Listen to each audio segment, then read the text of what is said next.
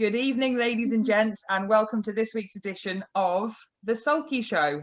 This week I'm joined by somebody that, if you watch the videos from Corbiewood, you'll recognise as the Canadian / Australian / American / Irish track announcer. But more importantly, if you haven't seen the Chico and Sarah show, where have you been? But he is the leading star, really, of the Chico and Sarah show, which is why he got to have his name first. It is, of course, Charles Inglis, aka Chico. Charles, how are you tonight? Good, very good. Excited. It's more do it alphabetical order than. I'm Chico's first before Sarah. This argument has been going on all summer. I told you I should have had precedence because of my age and because I'm a lady, obviously. But somehow you won because you gave it the alphabetical order argument, and it's not because you're a star. It's always Mr. and Mrs. It's never Mrs. and Mr. But that's a whole different argument. Don't get me started on feminism here, right? Why is it not Mrs. and Mr.? That's a terrible argument. No. I gave it to you because you were the star of the show. You were our track announcer at Corbiewood for 2020. First year of being a commentator. How did you find it? It was very hard. I thought it would be easier than what it was, but until you actually do it, then you realise how hard it is. I think you got into the swing of it though pretty quickly. I think from the qualifiers going into the race meetings, you got into a rhythm pretty quickly. Yeah, I just went in with like just to make it giant fun, liven the place up a bit. I mean, something different. It definitely did that. I mean, obviously we didn't have a crowd at Corbiewood this year, bar the connections of horses and sort of halfway through the season we had the van stand. They moved inside the fence, but it did certainly liven the place up. Your Stewart Stables and your Peanuts Paddock and your Danny's Drive and all those one-liners you're coming out with. Yeah, I'd sit and think about them during the week, and I get the race meeting and I forget about it. Then I says I'll put it in next week. No, so that's why you kept going back to Stewart Stables, even though he told you not to mention his stables. He wasn't happy about that with Stuart. I actually, obviously we've drawn attention to the fact that we did the Chico and Sarah show every meeting apart from the one I wasn't there. I put the highlights out on Facebook over the last weekend, and you text me. I think it was later on the Saturday after I posted it. You text me. You said we had some fun, eh? We did have some fun. That was the highlight of my week. That was genuinely the highlight of my week. I was looking forward to it. As soon as I got there, I was like, I wonder what's going to happen, because it was dependent on what happened during the racing. Obviously, the content of what we talked about, because we were doing reviews of the races. And then if there was like, if something funny happened during the racing, it made the show funnier. Definitely, it was definitely every time anything happened, I'm just storing it in my brain, thinking to myself, right, I've got to bring this up later on. And but obviously I watched the highlights that I put together, the best bits. I mean, I had to miss out a lot of stuff that was really entertaining, but those best bits. You know your notes. I didn't. Well, you had your notes wrote down for every race. No, I know. And you know what? I had to actually to put the best bits together. I had to actually watch every single episode of the Chico and Sarah show back, right? And some of them were like 35, 40 minutes long. I don't know how we managed to drag it out for that long. But I had to sit and watch them all back. And there was one night, must have been last Friday night, the boxing was on and John was watching the boxing and I was sitting with earphones in so I could listen to it properly. And every now and again he was like, what are you doing? Why are you sitting there laughing? I'm like, I'll just watch the Chico and Sarah show again. Genuinely forgot how funny some of the parts were. Yeah.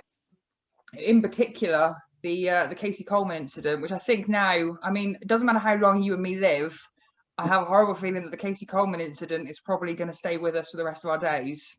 Yeah, it's been viral. Slightly. I don't know, did I say to you, I definitely said to a couple of people last weekend, the first person that commented on the Best Bits video that I put out was a Canadian girl that I know called Kayla Chappell. And see when she commented on it, she's like, this is great. And I thought, fantastic. We've now got international people watching our highlights, really enjoying it. That's great. Corbiewood's going out there to the world. And then within about 30 seconds of that feeling of euphoria about the reach that we'd got with the video, I remembered that for the course of the entire summer, Kayla Chappell had moved to America and was a groom for Casey Coleman. Oh, oh yeah. Oh. Straight away, I thought, oh no, she's going to show Casey, because we discussed at the time that you and I are both Facebook friends with Casey, but there was no chance she was ever going to watch like the show or whatever. That was always going to like pass her by. But I just thought, this Kayla has seen the video and she is going to send this to Casey, and we are going to never live this down. Quite frankly, I now hope I never want to meet Casey Coleman ever now because of that video. Oh, that's not very nice. She might want to come to Corbiewood. She might want to come to Corbiewood, but if she does, is she really going to want to stand next to you in case people start drawing the comparison? Good point. She'll be a special guest on the Chico and Sarah show. She can sit between us, and we can see if the guests could to figure out who's who. Same accent. When you're commentating, definitely the same accent.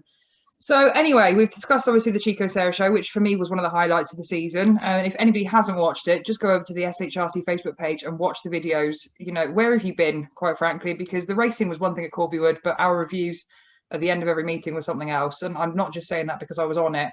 Genuinely, like, I cried with laughter at certain points of it. Obviously the Casey Coleman incident, but even the bit where we signed off at the end of the last meeting, and I said to everybody, don't lick strangers in public.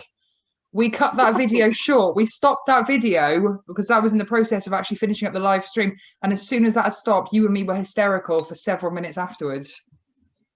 We kind of finished the season how we started it, quite honestly. But no, in terms of the actual racing, let me keep my beer over there.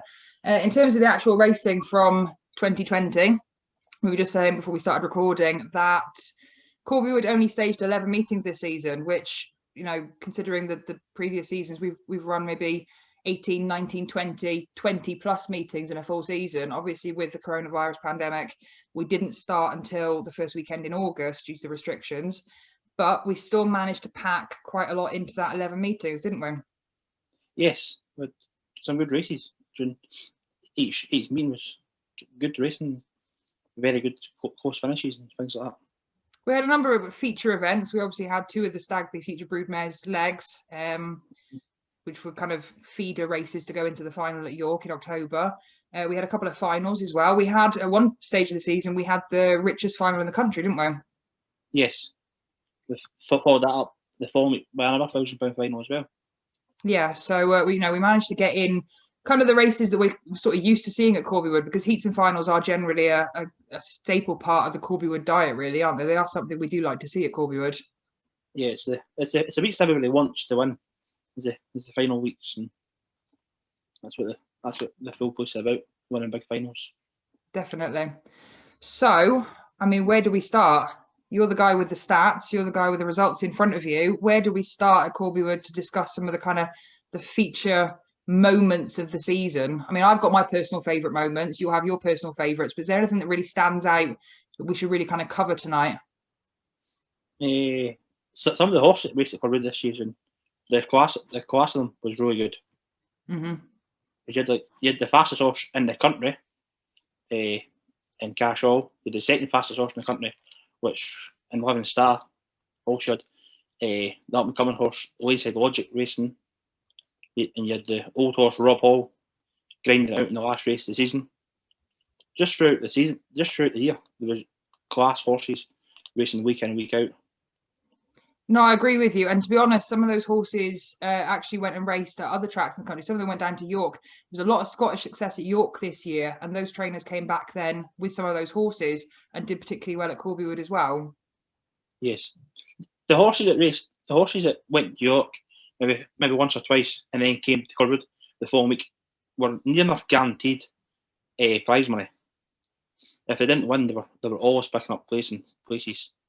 Yeah, we discussed that early on in one of our shows as well, that the horses coming back from Corbiewood the following week, back from York to Corbiewood the following week, they were either winning or they were, in the place money. You could see the benefit of going away to race at York, or indeed some of them I think went to Tier Prince and came back to Corbiewood, and the same thing kind of applied.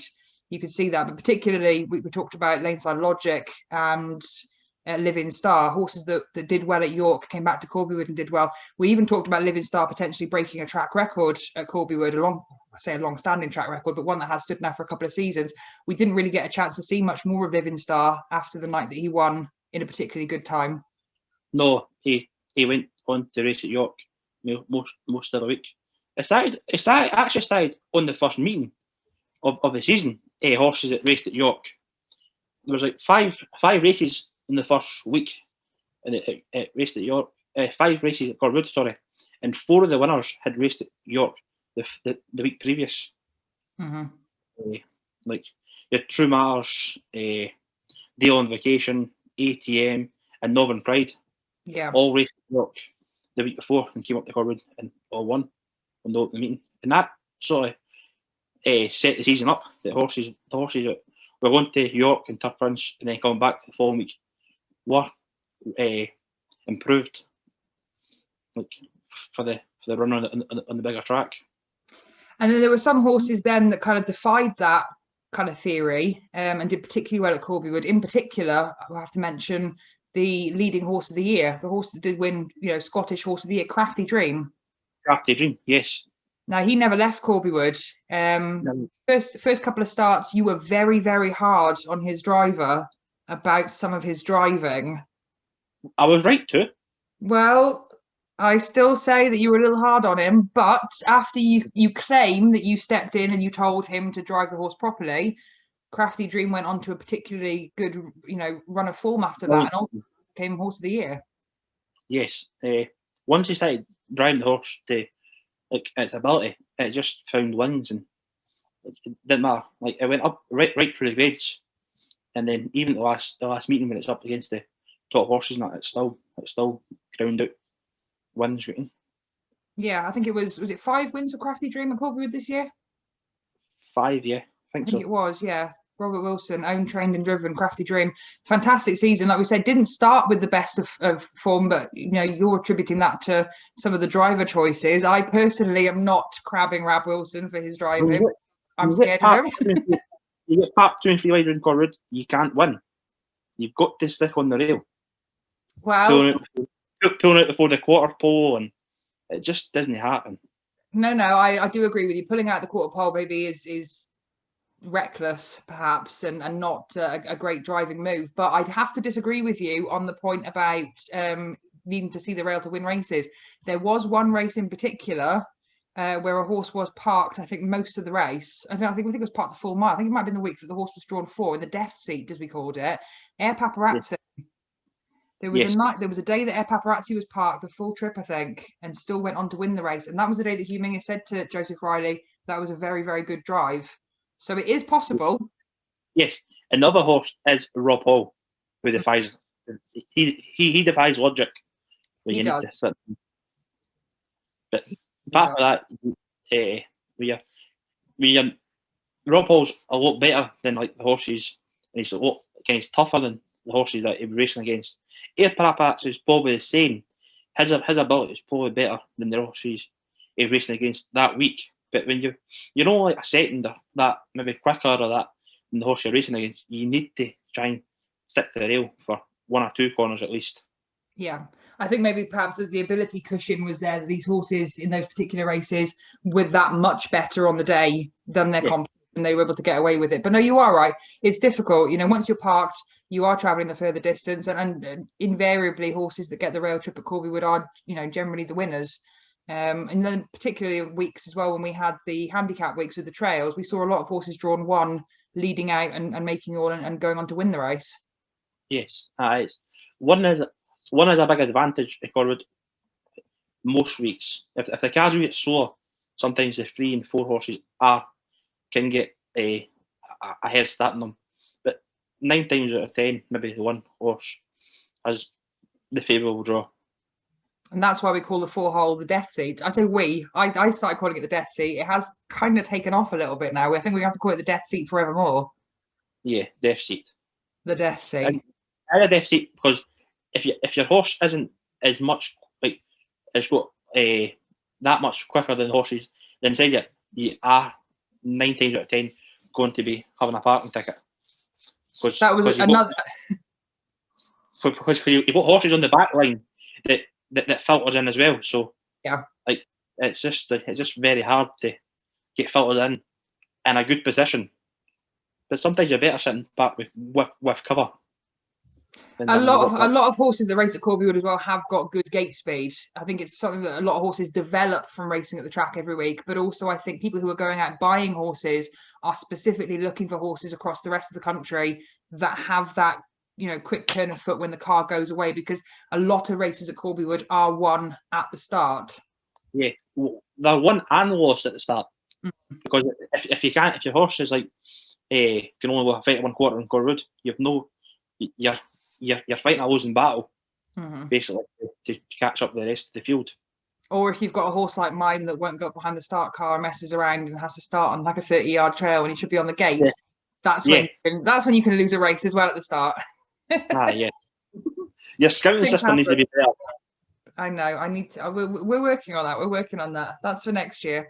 So obviously we've touched upon Crafty Dream there, a horse that won 5 races, did particularly well in sort of the latter part of the season, really came into things. If you go back right to the start of the season, at Corbiewood as well, we do Horse of the Month awards. So we've touched upon Air Paparazzi. He came up to Scotland with Joseph Riley, who you named the English Raider. The English Raider, yes. English Raider. He did take offence one night though, because Matty Quinn and the Nicholsons and Watson Harrop were up at the track, and I think he referred to a few of them as the English Raiders, and he wasn't happy that night. I don't think he was. He liked to come up to Corbiewood, and he supported Corbiewood all season. In other years there is English people come up most weeks, but for the most part of the weeks he was the only person to come up. Yeah. Every week. And obviously the horse took a couple of weeks to get used to racing at the track, but hit a really good form then. And 2 wins in August, I think it was, 2 wins in a second were enough to get to score Horse of the Month in August for Air Paparazzi, and obviously led on then to other things, other wins at the track, but also other wins at Tier Prince as well. Yeah, his first 2 runs at Corbiewood, I think he finished maybe 4th, then 2nd. Both times he came with a really wet sail, like the last quarter. And then the 3rd week, he just learned to go a bit earlier with him. Yeah. And then he just loved it. He just flew the corners, right? Definitely. It was a horse on the improve, and a horse that was able to go away from Corbiewood and compete. Like we mentioned, horses were coming back from other tracks to Corbiewood and doing well, but he was a horse in particular that did well at Corbiewood and then went away and did well as well. Yeah, he went 58 to a Prince, you know what I mean? You've got to be a good horse to go 58 to a Prince. Oh, definitely. I mean, we're regularly posting sort of 2-3 round Corbiewood, which doesn't, to people who've never been to Corbiewood, 2-3 doesn't seem like a particularly fast time. But there were weeks when that 2-3 win for Air Paparazzi, the other races were maybe going 2-6, 2-7. You're talking about several seconds faster in that kind of top grade race.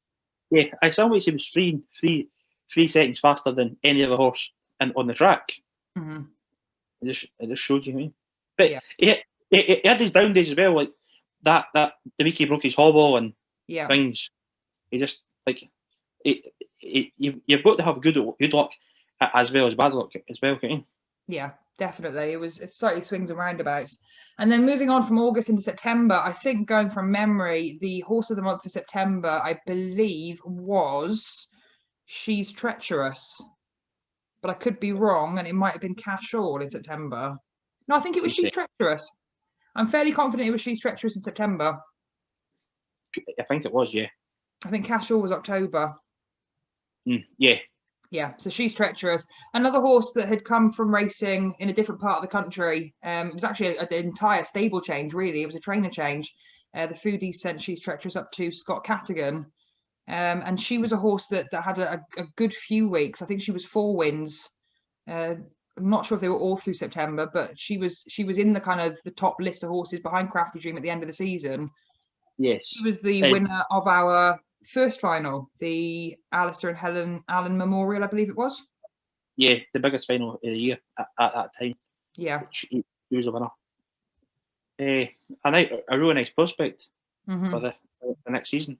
Only 3-year-old, and came up and went 2-4 she went in the final. Yeah, I think it was 2-4 in the final. It was actually Cash All that came to challenge her that day, and I had all but cleared her, really. And she dug in. She showed a lot of guts that day. And I keep saying that it was the loudest cheer I've heard from the small crowd that we had at Corbiewood was that particular race. Yeah, that was one of the downsides this season, Corbiewood, was like no crowd, and the atmosphere was down. But on that day, when like Cashel and her went to battle, there was the roars that came through the stands and the stable area and that. Yeah, But and that does make the difference. It really does make a difference. That brought the place to life. Definitely. I know, obviously, saying, you know, we didn't have crowds and stuff at Corbiewood. It's difficult financially, obviously, not having crowds, because a track that runs week to week like Corbiewood does every season, we are reliant on people paying through the gate, and not having the crowds is obviously a loss of revenue stream for us. But also, what people maybe don't take into consideration is that loss of atmosphere, because Corbiewood, whether it's a Thursday night, a Friday night, or a Sunday afternoon, Corbiewood is known for its atmosphere. You know, the crowd are very vocal. It's a big gambling track. You know, there's people that like to have a bet. The bookmakers, there's a very healthy betting market there. You know, the atmosphere is what the people are bringing to it, and that lack of crowd, that was where it was most noticeable. Obviously, I don't see the financial side of it, of the, you know, what the committee were dealing with money wise, but certainly the atmosphere was really, really missing, despite what we tried to do. But that, I can just remember that day, that particular race, the noise that Tam Laurie and John Forsey and the people that were there supporting the horse with the foodies, the noise that they made kind of felt like Corbiewood has felt in previous seasons. Yeah, it was back to what we know it is, and what love about Corbiewood is the atmosphere. Yeah. So she's treacherous, a 3-year-old filly, as you mentioned, 2-4. I think she went in that final, and she was improving every start. You know, she was really, really climbing up through the grades quite nicely and beating good, solid competition. We mentioned Cash All there, who then, after that particular run, really found a golden patch of form after that. Yeah, he really did hit form. I think it's 3 wins in October in Corbiewood, and possibly went to York and won twice at York. Yeah. Well, so he obviously became horse of the month for October at Corbiewood for the wins that he had there. And as you mentioned, went to York. I think it was it 57 and 6 he went at York? 57, yes. 57, which was absolutely incredible. I think that was the day I thought Mick Grelis was driving him, because I saw the green colours coming off the last bend 3 wide, and I thought Mick Grelis is in for the thrill of his life here. And it was Mike Barney. He didn't have the orange gloves on, so. No. But Mick Grelis, we have to mention Mick Grelis as well. He won a final with Dreamfair Duke at Corbiewood, beating Cash All as well. Yeah, the week after She's Treacherous won the final, Dreamfair Duke won the final the week after. The Jim McManus Memorial final. That was it, yes. It was the brown jug. It was the RMC final that week. RMC final, yes. Yeah, one Mick Grelis. Mick got himself a one-way ticket to the RMC. Is he a lifetime member now? Honorary lifetime member? He must be an honorary lifetime member, yes. So it doesn't matter if he dons the marigolds and starts doing the housework at home. He will always be a member of the RMC now. Must be a member. That was probably one of the best drives of the season, when he stacked and racked them. Definitely. And obviously Hugh Mingus had the drive on Cash All. There was, you know, Hamish Muirhead had, I think he had 3 in the final, because I think Hugh O'Neill Jr. took the drive on Stash the Cash. Stash the Cash, that was it. Yes, on I think it was either 30 or 40-yard trail. I guess Hamish had 3 in the final. Hugh Mingus had opted to take Cash All, and we still don't know, did Hugh Mingus take Cash All because he genuinely thought Cash All had the best chance, or did he take Cash All because he thought Mick would have a really strong chance of winning a final on Dreamfair Duke? We're yet to find that out, but it must have been a proper thrill for Mick. Yes, I think Mick's still dreaming about that moment to this day. I mean, particularly when you consider how far Dreamfair Duke has come from the 2019 season. Oh yeah, he was just very green that the season before, and the boys done tremendous work. On him during the whole season to get him to the platform that he was this season. As well as winning the heat final at Corbiewood, he was at York and he had took a couple of wins at York as well. Yeah, and obviously started in the Crock of Gold as well. I mean, that when you talking about Dreamfair Duke, sorry, I'm talking about Cash All now as well. The Cash All for Hamish for a season. I mean, Hamish was the leading trainer at Corbiewood this year. Yeah, leading trainer by 2 wins to Gregor Patterson, who led had a great season. Yeah, he had a really good season, and he led the leading trainer up to maybe the last couple of meetings. Hamish, well, you did say that Hamish had taken over the training of the horses at the latter part of the season when Cashel kind of hit a form and Dreamfair Duke as well. Yeah, Hamish told me, he said Bob came off furlough and started working again. I had to take charge. The horses started to run. There we go. Imagine if Hamish had taken charge from the start. I know. He could have won by any number of wins. It'd been a whitewash. I know. Sorry, Gregor. No, we're joking. Sorry, Bob, as well. Obviously, Bob is the beating heart of the Hamish Muirhead stables, Hallfield stables. But no, like I say, Hamish not only did have a great season at Corbiewood, he also, as we mentioned, went away, had multiple winners and places at York, ran Cashel in the Crocker Gold, which, you know, he can't possibly have imagined that at the start of the season, that he was going to go to Tier Prince in November with a horse and be running in the Crocker Gold. And if he did, I mean, he entered Loose Change as well, but she was scratched. You can't have imagined that's how 2020 was going to pan out for him. No. And I think even like halfway through the season, if you said to him, Hamish, you'll have Cashel in the Crocker Gold, I think you were on drugs or needing the psych ward or something like that. I mean. Well, I think both of those things about me generally, but I mean, you might think that about other people that say it as well. I can just remember being at York the day that Cashel went 57s. I can remember being at York and I drove from York to Tier Prince because I was at Tier Prince the following day. And that night, when I got to where I was staying and Team Paparazzi were there, I just remember saying to them, the horse that you're going to come up against in the Crocker Gold that you've never considered up to this point is Cashel. So you really, really need to watch Cashel, because that performance was absolutely tremendous. But, you know, we talked about, you know, Rob Hall is another horse that they've got in the stable that's run particularly, you know, consistently, run well, picked up wins. Just a tremendous season for them across the country. And then obviously you've alluded to there Gregor Patterson as well. I mean, obviously Gregor's mum, Anne, was leading owner at Corbiewood. Yep. They had a number of winners, you know, across the season. They had, it wasn't just, you know, they didn't have a particularly, you know, strong start and tail off, or you know, weak start and improve. It was spread across the full season. They were getting winners with various different horses in the stable. It was near enough every week they were getting a winner, and if they weren't winning, they were always picking up prize money every single week. And that shows you a good stables when you're going to Corbiewood every week and collecting the white envelope every week. Definitely. And there were some races where they had, you know, two in a race and they were first and second. You know, it was stable mates coming home together. Aye, a lot of time, like a lot of the horses were on the same bed until, especially towards the latter period of the season. I think one week I had three in the same race. It was either the last meeting or the second last meeting. He just said, "I'll just race the three of them in the same race." But it was worthwhile at that stage for them, because they were picking up so many, you know, like you say, the white envelopes that we collect from the office. They were collecting prize money every week, and almost with every horse that they had racing as well. So it was making it worthwhile for them to keep going with those horses. Yeah, definitely. Yeah. I just looked at the stats. Like, they had 8 winners and 4 seconds and 9 thirds, and also 7 fourths. You know what I mean? Yeah. It just shows you they were in the hunt every week. Yeah, definitely. And, you know, 8 winners maybe doesn't sound like a lot, but you consider we only raced 11 meetings.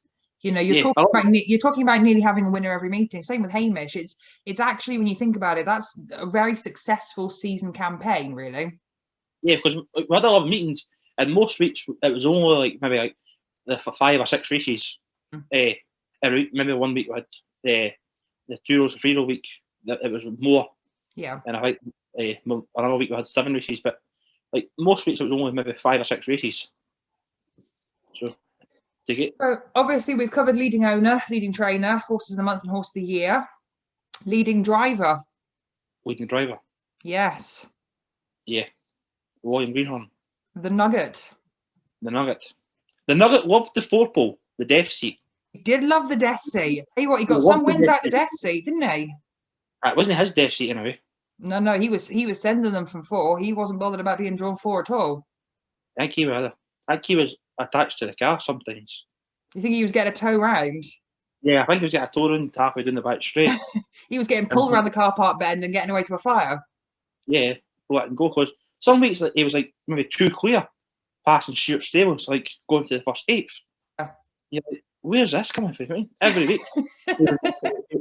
He was slingshotting them out of the gate. So instead of you assuming that, in fact, he was just driving horses that had very, very good gate speed, what you're now insinuating is that they were tying the horses to the start car and flinging them away at the start. I obviously that's no like what happened, but they were obviously. Disclaimer: that's not what's happening because that's animal cruelty. Yeah, it's obvious it wasn't like that, but like some weeks actually it seemed like they're just getting them away that quick. I think it's good judgment. It's knowing how to time the car going away. Obviously, Willie probably has, of all the drivers, probably has the most drives at Corbiewood through the course of a season. I mean, it'd be close. Him, Grant Cullen, and Hugh Mingus tend to be the kind of Willie Drysdale as well to a slightly lesser extent, but those three in particular are the most sought after drivers, race after race. And there'll be a meeting where they've got a drive in every race. So probably that experience comes that, if he's drawn 4, he can know how to time it to get away well off the bend, score his horse up at the right time. But also, as we mentioned earlier, just driving horses that have that speed that you require to get away at Corbiewood at the start. Yes, he was very fortunate as well because he was driving for informed stables. He was driving for Gregor Patterson, and he got the 4 wins with She's Stretchers and that as well. Yeah, and obviously a mainboard Hanover as well for Big Eck. Partnered with that horse as well. Yeah, and the weeks he was driving for Patterson, he had maybe 2 or 3 choices of what horse he wanted to drive, which helped him as well. Yeah, definitely. Well, when you are the most sought after, or one of the most sought after drivers, I suppose if you've got multiple options in a race, you are trying to pick your best chance. And that worked out well for him. But another great season for Willie Greenhorn at Corbiewood, and Grant Cullen and Hugh Mingus both did particularly well as well, as is always the case. Grant and Willie kind of go head to head every season when it comes to the wins, but Grant maybe had a better season away from Corbiewood this year, more so than he did at Corbiewood. Yeah, Grant himself, and obviously the stable, Keir the trainer, they had a lot more success down York than they did Corbiewood. Just the horses had in the stables, Lineside Logic and Loving Star, and that was tearing up the road, down south. Yeah, definitely. And obviously the partnership that Grant forged with Dave Taff. Dave Taff wasn't going to come to Corbiewood with those horses, so I asked him 1 week. You did. Yeah, and he said if I went down and drove the lorry up, he would come. So it was your lack of dedication. Don't give me the license excuse. It was your lack of dedication. Get a license. He said, if you come down and drive the lorry up, I'll come up to Corbiewood. He says, I'll tell you what.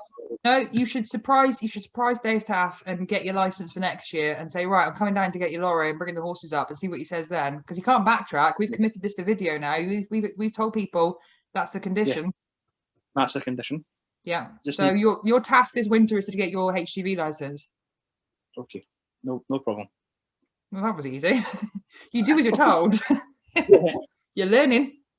Aye. So obviously then moving back, so we've done the pacing award winners, we've done the human award winners. Well, we've got one human award winner left to talk about, the young driver of the year. Yeah, young Ryan Ingalls. Ryan Ingalls, and you gave him some stick as well in the Chico and Sarah show over a couple of weeks. Parking tickets here and parking tickets there. You said Tony was a better driver than Ryan. Tony went faster than Ryan on the same horse on the same day. That's proven facts. Don't throw your facts at me. I'm sticking with Ryan because I don't want to get on the wrong side of Gene. Oh, I can't mind.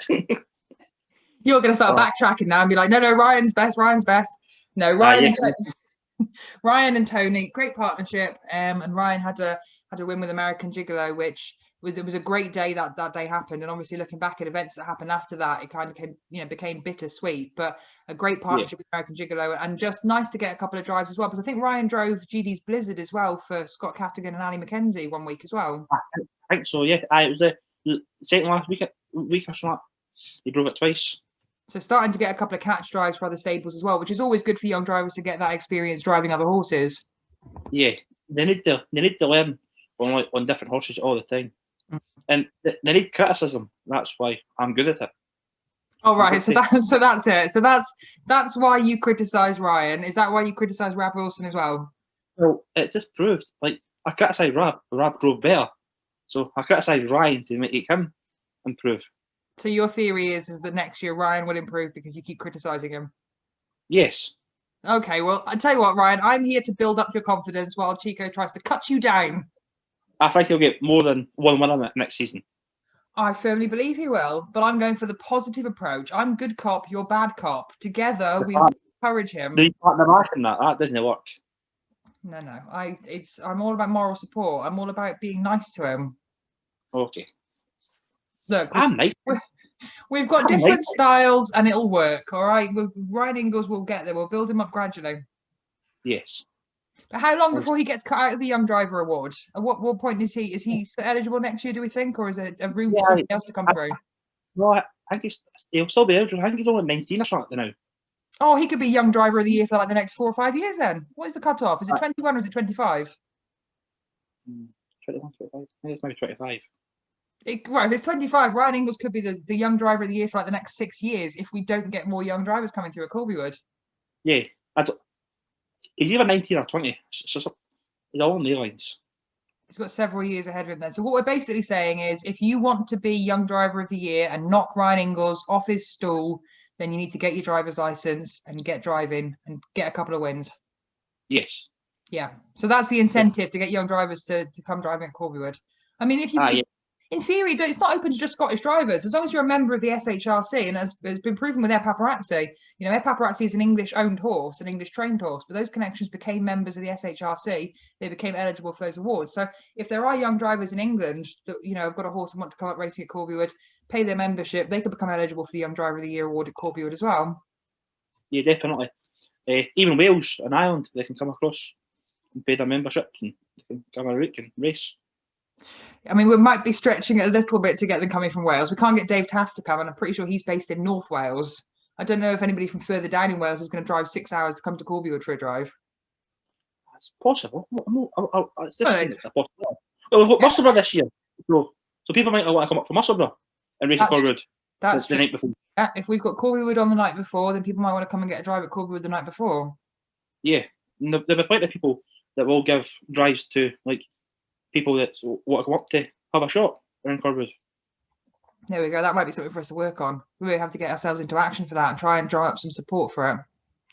Yeah. I can feel a Chico and Sarah C-class drivers race coming on. They're always the ones that cause the most chaos, and I know from experience. I think the other award winner that the last one we need to touch upon then is Trotter of the Year, which for the last couple of seasons at Corbiewood hasn't been a thing because obviously for a number of years there were no trots at Corbiewood, but I've had a couple of the last couple of seasons, and this year we had 2 races, both won by the same horse. Yes. 3-pack. 3-pack. One of the ones that you were happy to have racing there. Yes, I've got a theory, and I told you my theory about trotters. Have you told me your theory about trotters? You probably have, and I've forgotten it. The best trotter in the country are the ones that's got English names, or the ones that's easy to pronounce. That's your theory? It is. It works. Name the best 5 trotters in the country, and they're all easy to say. Right, well, no, hang on a second. This is a different kind of worms altogether, Chica. Who do you think are the best 5 trotters in the country? Let's discuss this. Well, I don't really know, but you've got no, come on, you right. So Blast on, yeah. Blast on, yeah. Birthday Match is a good trotter. Right, okay. 3-pack. Yeah. I didn't actually really know any more trotters. Oh, you've backtracked here. No, but Dismoawi was one of the leading horses in the country this year. That's easy to say. Is it easy to say? Yeah, Dismoawi. Well, that's not bad, Chico. The ones that's got the extravagant French names, they're all racing in the bronze division. The ones that race in the gold division are the ones that's easy to say. Right. Okay. So this is your theory. That is my theory. You are sticking by that. Yeah, definitely. Okay. Well, do you know what? For 2021, I'm going to see if your theory works. Now there will be new horses coming in. We'll see how they get on, and if there's any with extravagant French names, as you call them, they will possibly not do very well. But the ones with names that you can pronounce or English names, they're the ones that are going to do well. Yeah, like Diamant de Godreau. That's easy to say. Oh yeah. I mean, I find most of them easy to say. Broadway de Borg, easy to say. What Universal Cat, English names. This is fantastic. I dread That to is think. that What? is my theory. The one racing like in like the lower divisions and that, they're like mad names. Mad names, mad extravagant names equals Yeah, bronze division. yep, exactly. Gold division horses are easy to say. Okay, that's.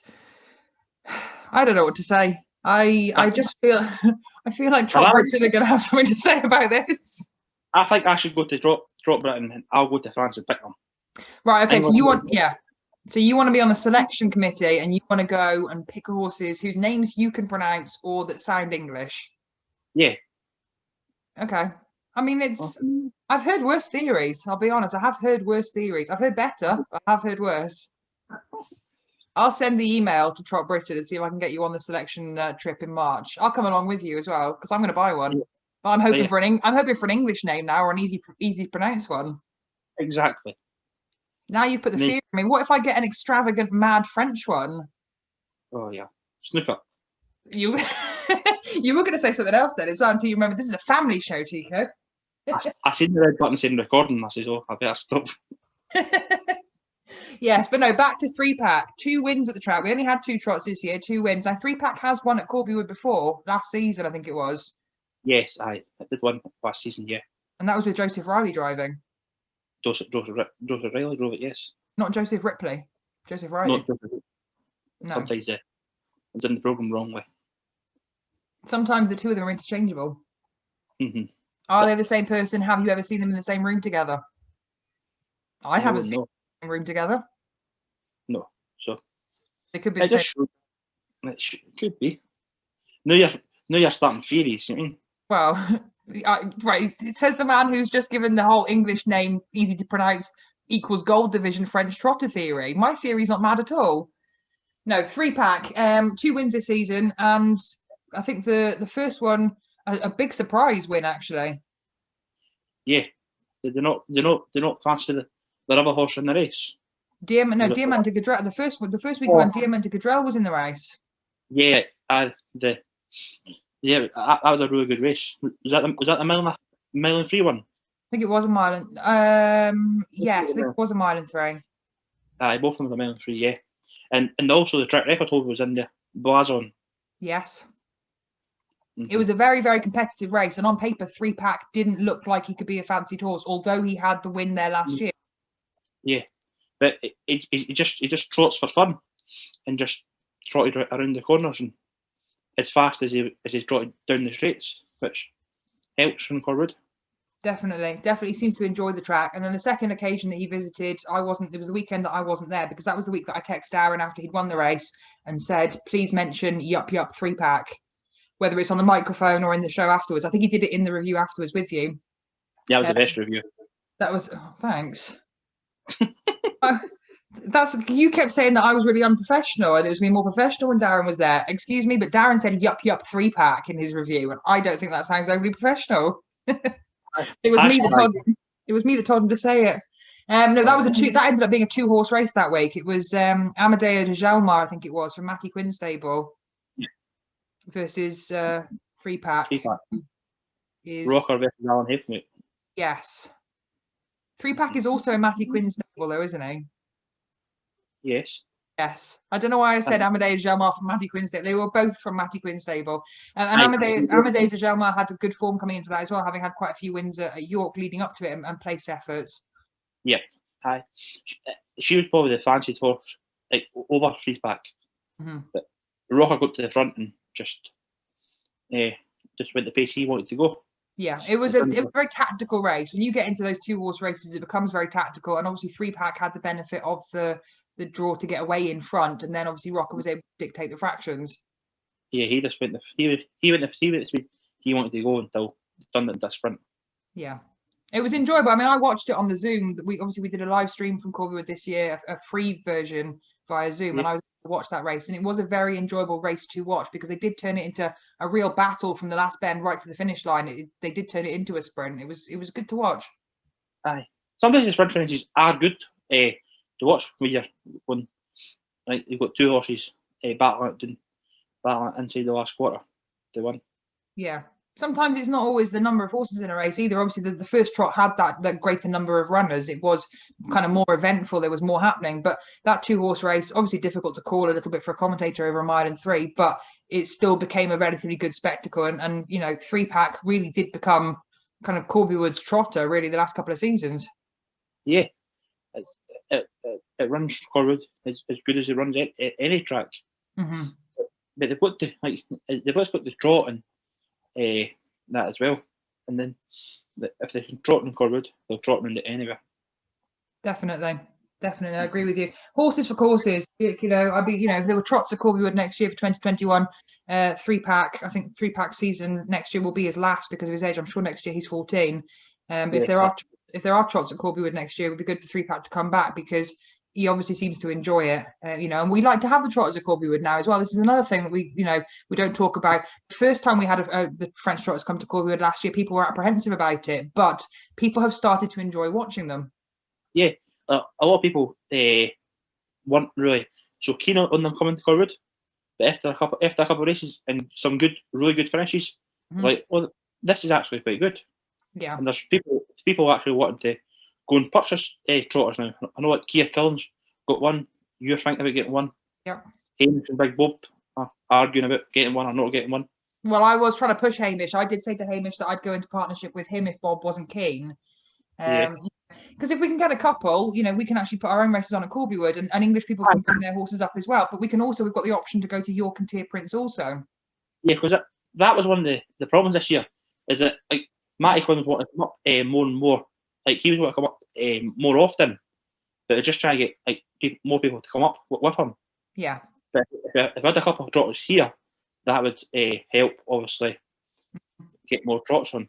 Exactly. Well, no, it's definitely, like I said, it's definitely something that we're looking at here because it's something I've wanted to do for the last couple of seasons. It's trying to find the support, and I think possibly, John, having seen that Kia Cullen had put in for one, and the fact that we tend to race, we've got the options. If it's not on at Corbiewood, we can go to York, we can go to Tier Prince, and maybe some of the grass meetings as well. But it would be good to have a couple of trots at Corbiewood. I'm not saying every week, but once a fortnight, once every 3 weeks, it would be nice to just have that option on our doorstep because it helps the track get a card as well. There's always that element of it.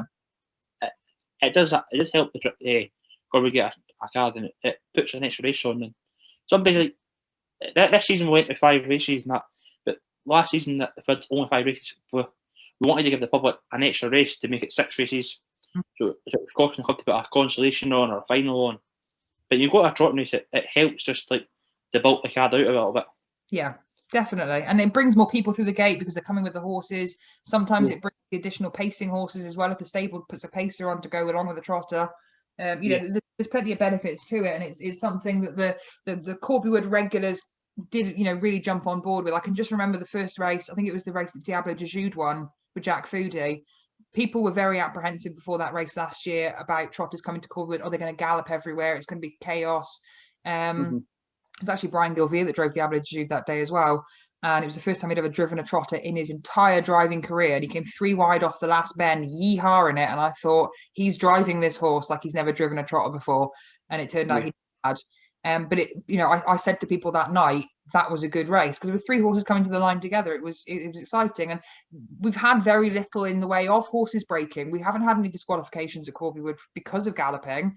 And to be honest, now we're not even getting horses going off stride because the drivers are getting used to driving the track and they're bringing horses that are capable of handling the track as well. Yeah, it'll be the only track in Britain that's never had a disqualification.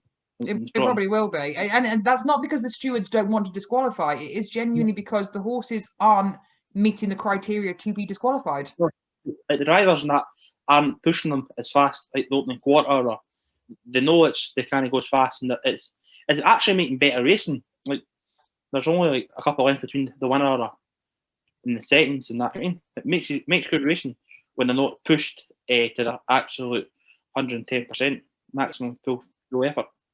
Definitely, I agree with you. So we've crowned 3-Pack the Trotter of the Year champion for 2020. Obviously, I put those awards videos out on the SHRC Facebook page a couple of weeks ago as well, in the absence of an awards night. So we've covered those. Is there anything else from the season that kind of stood out for you? You touched upon quickly the 2-year-olds and 3-year-olds. We ran those the same weekend this year, didn't we? Yes, because of they're usually apart. The 3-year-olds usually in June, and the 2-year-olds always at the Murdoch weekend. Obviously, that wasn't the Murdoch weekend, but we still had a bumper card that on that weekend. Yeah. On Saturday, the 3-year-olds moved from June to that weekend as well. So starting with the 2-year-olds, 2-year-old colts. I mean, I wasn't there, so I have no recollection of it other than what I can. If you start talking about it, I might remember what I watched on the Zoom thing. But 2-year-old colts. 2-year-old colts was won by Johnny Gill and Cracona Bolt. Yes, now I can recall that. Yep, and then he won with Edith Camden in the fillies division. That was it. Vicky Gill got the double. The 2-year-old, the 2-year-old Oaks, Colts, 2-year-old Futurity, both divisions, Colts and fillies. Colts and fillies, yeah. He just they only come up with 2 horses all season, and they're 2 winners. Yeah, so 100% strike rate for Team Gill. Yeah, it was worth coming up for Yorkshire with these 2 horses. Mm-hmm. Hopefully, both of them will be coming up next season for the Oaks and the Derby. Yeah. 3-year-olds. But both races were actually really competitive, especially the fillies division. When like the 3 horses in the race were 3 wide, going round the last corner, well, leaving the back straight until On the Money, who looked like she was coming with she looked like she had the most speed, broke, and it just left Edith Camden in Stateside Hill to battle it out. But it was only like a line for something like that between the first 2. Like, On the Money went the following week. Was it the following week it went in? Won the BHRC Futurity at Tir Prince. Yes, I was thinking that On the Money went on from that run then to go and win at Tir Prince with Willie Greenhorn driving. Yeah, it just shows you the class of horses in that race. Yeah. Then the 3-year-olds, Oakwood Coral won the Oaks division. Mm-hmm. And Reach Loy won the Derby. Yeah. Both horses that had won York as well earlier in the season. Yeah, both horses. I think both races were like a photo finish to call the winner for them. So Colts, the Colts definitely. I can remember the Colts. There was the Colts was a very, very tight finish. Yeah, very tight. I think it was only like a leg between all 4 of them. Yeah, and I think your horse in particular was a bit unlucky with his trip there because he was trying to find racing room coming down the straight and just couldn't get it. He was looking for the passing lane. Mm-hmm. We need to build one. We have to build one then. The passing lane's just there's no passing lane. No, we're just gonna have to build one. That's what we'll do during the winter. Keep ourselves busy. Yeah. Just build a passing lane. Build a passing lane. We don't need to ask permission. We'll just do it. No, the first track in Britain for passing lane. Good. Well, Corbiewood is, at the forefront of, modern technology and improvements and ideas. We're forward-thinking people in Scotland, aren't we? Yep, very forward. A little too forward, some might say. Don't like strangers in that, eye. So the 2-year-olds and 3-year-olds, we managed to honour those events. Obviously, we ran, as we mentioned, a couple of the finals. We had the mares races as well, which were good events. We didn't have the mares series this year, which we've had in previous seasons, just because I couldn't see that I could fit it in. And now looking back at those 11 meetings, I really don't think I could have fitted it in. But I am looking forward to 2021 to try and run that Corbiewood Mares series again, on the basis of the previous seasons that I've run it, because it does work. A series like that does work at Corbiewood. Yeah, it does work. And like people who've got mares in the stable, that's the races that they want to put their horses into. I mean, they're racing against their own sex, and it works. Where does work out? Like you can have like a grade 1 versus like Lady Mary, who probably the highest grade 8 horse in Scotland, a grade 10 or something like that. And then there's no much in between a grade 1 and a grade 10 around Corbiewood. You know what I mean? Certainly not in those races. I know I run them as preferred, and there are people that don't like the preferred format, but I run some of the heats as preferred based on their handicap mark, and then going forward after that, then for the second half, I tend to run it as preferred based on monies won in the series. So horses that have been struggling to pick up prize money in the first couple of races have got a chance then the better shot at draws for the latter part of it. Free for all final, and you know it could be won by anybody at that point then. And as you say, the difference between the grades is so little now getting that, and the benefit of the draw is removing that gap in class as well, that little bit extra. They do make for very, very good tight finishes. Yeah, they do. They're always very competitive races, and a lot of times the last few series we have had good English horses in North England and that coming up to race. Yeah, like Portland Sealsters came up to race, and Green Tree Serenity, she ran in it. Green Tree Serenity came up as well. Yeah.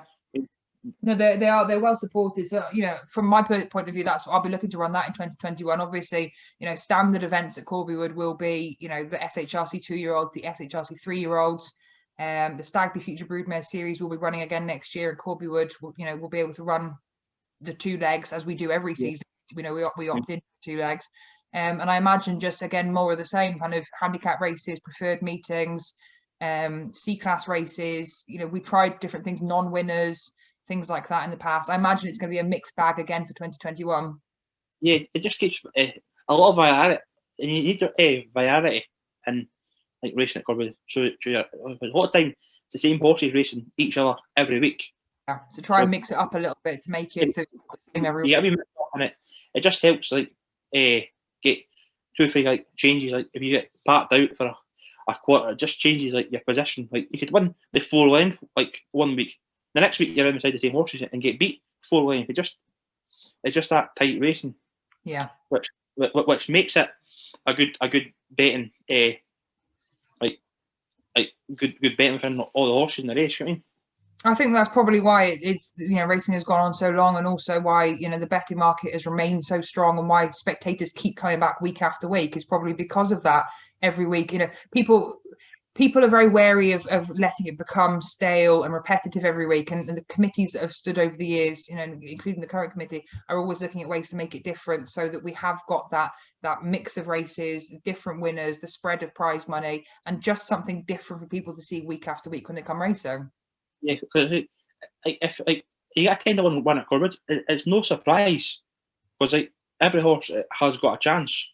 Like when you go to the bigger tracks and that, the bigger like the outsiders and that, like you don't really favour them, but you get outside at Corbiewood, you could still make a case for it to have a chance in the race, which makes it like probably I may be biased if I think it's the best racing in the country.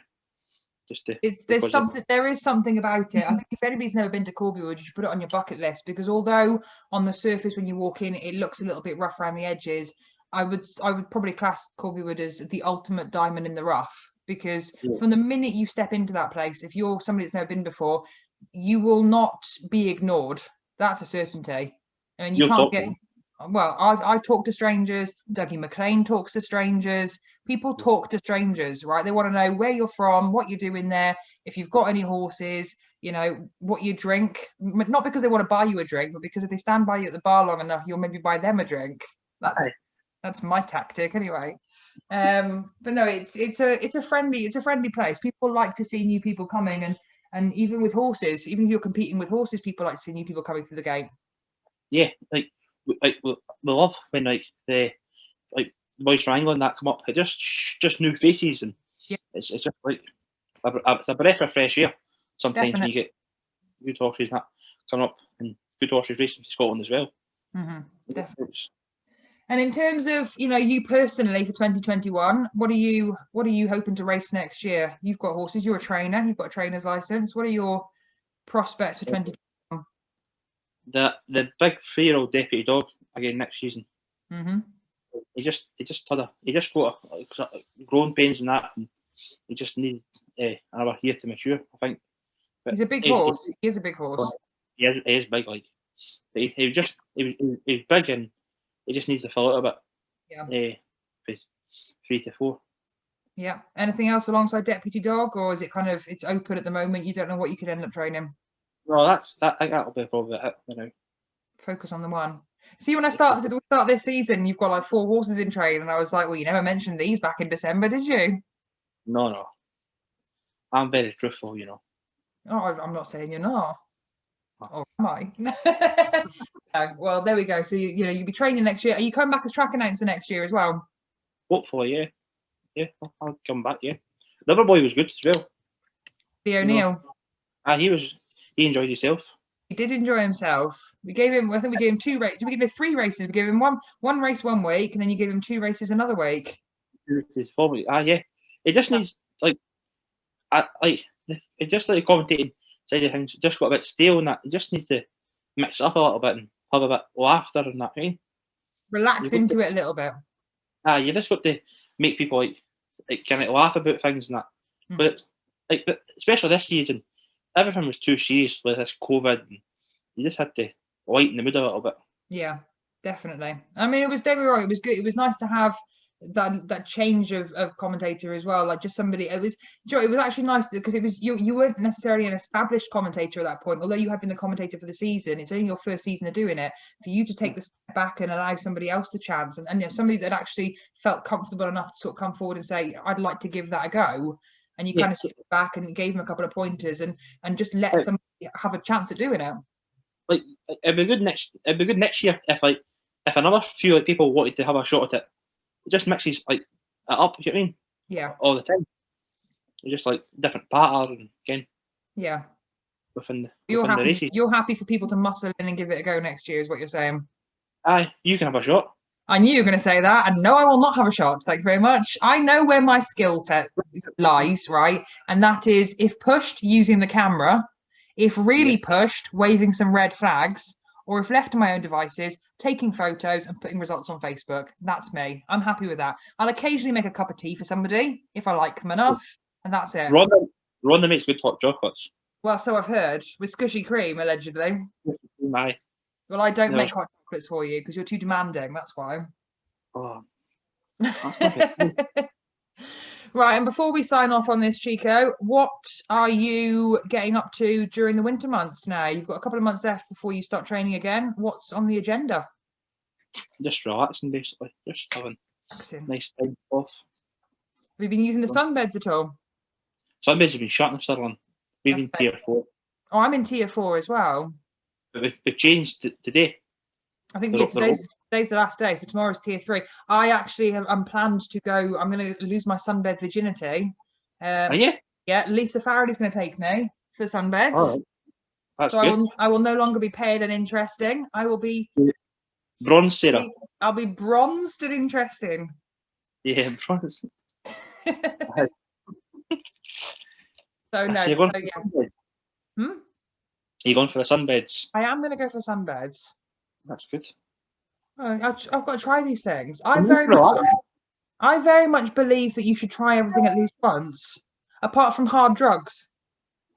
Yeah. Don't try those at all, because they're highly addictive and they might kill you. Shows you're on the desperados anyway. Well, yeah, a desperado's for a desperado. Mm-hmm. Friday night beers, end of lockdown. Cheers. No, yeah. What's happening with the gin this week? What's happening what this week? The gin.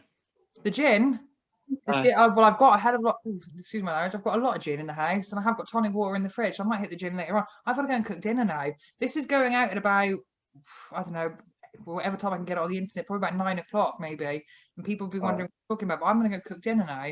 Have you had dinner? Steak. No. You having steak? No, I'm not having steak. I'm doing homemade chicken korma and homemade salt and chili chips. Cool. No, Indian. No.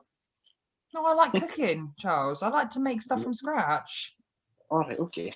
I'm a bit of a Gordon Ramsay in the kitchen. Bad language and all. Yeah, all this. I'm less Nigella, more Gordon Ramsay. Nigella. I like Nigella. I bet you do. This has turned into the Chico Sarah show again. Oh. Don't start me off. Don't start me off, because once you start, I can't stop. This is meant to be professional. This is the Sulky show. This is not yours or my show. This is the Sulky show. I tell you what, though, before I do go, I had steak. Oh, it's fine. I'm back. I had steak pie on Sunday with Granny Rosie. Did you? Were you late? No, and it was well, I was 5 minutes late because I was over at George's stables and it was slightly burnt. Was it better? It was quite good. I told you that. See, I'm always correct. You were correct on this occasion. It was okay. I enjoyed it. I mean, she apologised because it was burnt, and I thought, well, it was me that was 5 minutes late, so probably need to be apologising. Anyway, I do need to go and get my chicken korma and my chips on, and I'm really struggling to keep a straight face here now because I'm on my second beer, and you made me laugh. So I think we'll probably sign off. Unless there's anything else you want to add, Chico, I'm going to finish this now. No, that's me. Done for the night. That is you. Well, thank you very much for joining me. I know the viewers will wonder what on earth was going on for most of this, and certainly when things started to fall apart at the finish. That is our Corbiewood review for 2020. Wish you all the best for next year. Chico, I'll be seeing you as soon as qualifiers start because Corbiewood is my local track. I look forward to it greatly. I enjoy spending time with you and I look forward to starting the Chico and Sarah show again. We could do it for the qualifiers. We will be doing it for the qualifiers. We're doing it every opportunity we can. Yeah. Enjoy it too much. On tour? We're doing it on tour? Yeah. Oh, definitely. Every opportunity we're doing this. We'll maybe even start the carpool karaoke as well once the restrictions lift a little bit in the new year. But that's a surprise for another time, ladies and gents. We've got something in the pipeline. Before I sign off on this, the Sulky show, I just need to put out a notice that Stephen Lees, who has done some really, really fantastic quizzes over the first period of lockdown and in the last couple of weeks, he has created another quiz that will go out on Facebook on Christmas Day. So once you have stuffed yourselves full of turkey and drunk a lot of alcohol, you can sit down and do Stephen Lees's quiz, which will be on Facebook. It will be shared to all the various pages as well. So keep an eye out for that. I will keep plugging that as well because he did ask me to do it last week and I forgot. So here's the first one. It will get mentioned again on Facebook quite a lot in the next couple of weeks. And on that note, I have no other notices because this is not a very official Sulky show. It was just you and me chatting, Chico. I'm going to sign off. Ladies and gents, enjoy your weekend. Have a safe time. Don't lick strangers in public. Always good advice. And we will see you next year, Chico. Okay, goodbye. Thank you very much for joining me.